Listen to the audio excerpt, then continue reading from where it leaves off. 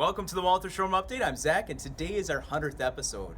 And for our 100th episode, we've got a very special presentation for you. We've got our lead kit builder, John, who's going to be going through some of his approaches and techniques when it comes to building models. He's going to share that with you on the new Cornerstone American Bungalow kit. It's a very exciting presentation. You're not going to want to miss it. And then stick around afterwards. I've got a promo code for you to actually save on Cornerstone kits. Let's get right to it. Thanks, Zach. Hi, my name's John. I'm one of the model builders here at Walthers, and today I just wanted to spend a few minutes with you to share this recent build, which is the American Bungalow kit from our Cornerstone line. You may have seen it featured on one of our latest sale flyer covers. In the future, I hope to have some more in-depth how-to videos, but for today, I just wanted to go over and explain a couple of the techniques that were employed to get the finish that you see here. But first, I'd like to talk about the kit itself. Bungalows are a very common style of house found throughout the United States, and I really think that this Cornerstone kit captures the feel and look of a bungalow really well. The details are really nice. You have clapboard siding and really nicely molded windows, even great little details like the meter that you see on the lower right corner there, and the electrical box on the back. The porch is really handsome with brick and wood pillars, and all around just a nice kit. Really looks the part, and I had no problems with the build. The tooling is good. The parts go together really well. I didn't really have any fit issues or any gaps, and there are locator pins and guide keys in there that help the parts go together well. And my choice of glue when building a plastic kit is a plastic welding glue. Some people like those. Some people prefer to use a CA glue, and you're free to use whatever works for you and that you're comfortable with. But before I do build the kits, I do paint all the parts separately. I just find it easier to do that as opposed to after it's put together. So all in all, just really a treat to put together. Before I actually start painting a kit, I like to do research to see what the real life counterparts to that model look like. And as modelers, we have discretion to paint a kit however we see fit. If we want to make it realistic and really weathered, or we want to make it fantastical, or whatever we'd like. But I personally like to look at the real life stuff. That's how I model. So I did a Google search for bungalows, and I came across this picture. It is a bungalow, but a little bit different of a style of a bungalow, and I really like the pale blue and the white trim with that vibrant orange door for contrast, and there's some gray trim around the windows, which I did not do on my windows, but I did incorporate that dark gray on the base of the kit. So to me, it's helpful to have the inspiration of a photo like this. So once I had that photo selected, I started picking my colors, and for this I mixed a custom mix of Tamiya paint with a couple different shades of blue and a lot of white added to make it pale. I do like to make my colors a little lighter than I think they should be, just for the scale look of the paint. Otherwise, if the colors are too vibrant, I think it comes off as looking a little unrealistic.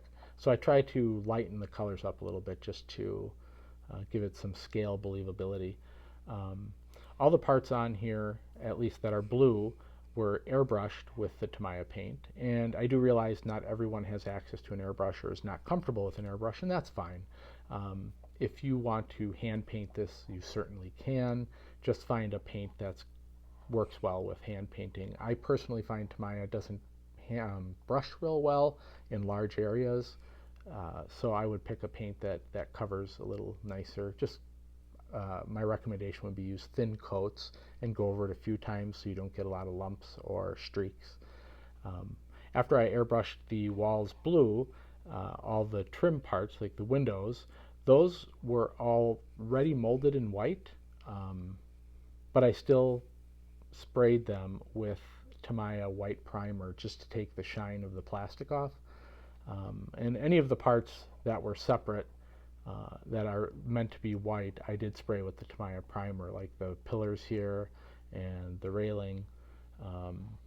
But then parts such as the trim molding here, that is molded on, so I had to hand paint that separately. And it takes a steady hand to some degree, but I think it's worth it. I think it adds to the look of it, and just makes it a little more unique looking. And then again, the door, I hand painted that using some acrylic paint that I had.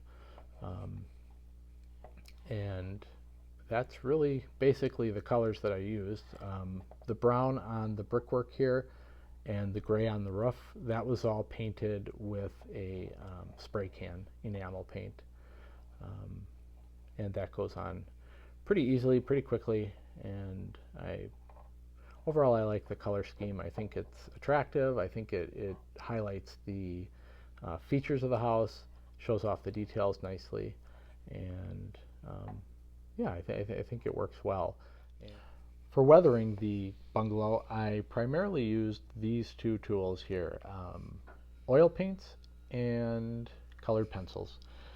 In the past, I've also used things like chalk, pastels, and things like that, but for this I really stuck to these two weathering techniques. And a word on weathering, actually, a modeler that used to work at Walthers used to say there was a difference between weathering and putting makeup on a model. Weathering is when you want to make something look aged or dirty or grungy, rusty, and things like that. And putting makeup on is when you just want to highlight the features of a model and bring out its beauty. And so I guess I would consider this to be more of a makeup session than a weathering session. But what I did was, I'm going to set these down here. What I did on the side was I created a really wet wash using Payne's Gray oil paint to catch the panel lines, the underside of the panel lines on the clapboard siding, just to help pop them out a little bit more and give them some depth. The reason I use Payne's Gray is because the house is blue, and Payne's Gray falls within the blue family. My fear was if I were to use something like a raw umber or burnt umber underneath there, which is in the brown family, it would really make the clapboard siding look dirty and not just shadows under the boards. So I reserve the umbers and the brown colors for buildings that are in a warm color family. But for blue, I like to use Payne's Gray. And then I do a light dry brushing, which might be hard to see here, but I do a light dry brushing over the siding with white oil paint mixed with a little of the Payne's Gray, so it's not pure white. And again, that's just to pop out the details. I also used some dry brushing. It might be hard to see again, but to get the streaking on the roof. You see some streaking in there. That's again with a very dry brush, again in oil paints, and you can see it on the roof there too, just to show a little aging on the roof. Some people don't like to work with oil paints because of turpentine, and they don't like the fumes, and they don't like to work with the hazardous materials. Luckily, there are some fairly new, they've been around for a little while, but they're water mixable oil paints, like these artisan brands here or Max 2. They are water mixable, so if you don't feel comfortable working with turpentine or any of those really smelly chemicals, you can mix these with water, and that works fine. They don't honestly flow as nicely with water in my experience. Turpentine really does work better, but it is doable with patience. You can do that. And then the color pencil comes into play when I wanted to kind of call out some different shingles to add some variety so it didn't look so flat. I did that both on the roof here and on the roof in the front, and then as well as the bricks here on the pillars. And real easy. These are just basic wax-based color pencils. You can use oil-based color pencils.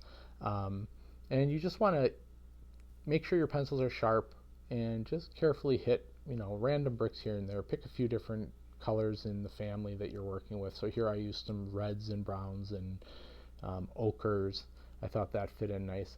And just those little details really help, I think, make the kit look special and maybe different than just a base coat of paint.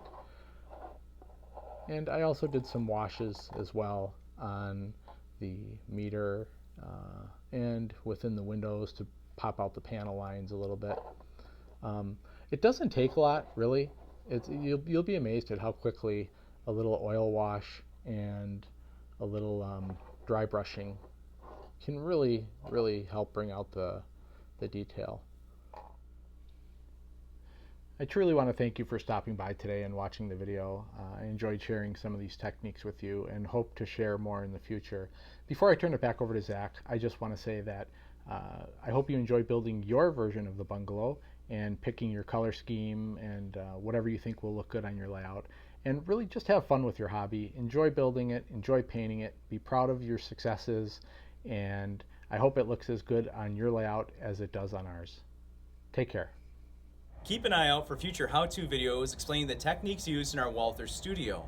And if you're eager to try a kit building project of your own after seeing that presentation, I don't blame you. Log on over to walthers.com between now and April 8th, and you can get 20% off any one in-stock Cornerstone item by using the promo code WSU100. It's just our way of extending an extra thanks for joining us on this layout building journey. So that's it. That's our 100th episode. Thank you very much for joining us week in and week out. We really, truly appreciate you allowing us to be part of this hobby with you. So thank you, and please keep coming back. And in fact, come back in 2 more weeks, and we're going to have a brand new demonstration, a preview of the all-new Walthers mainline Alco PA-PV locomotives.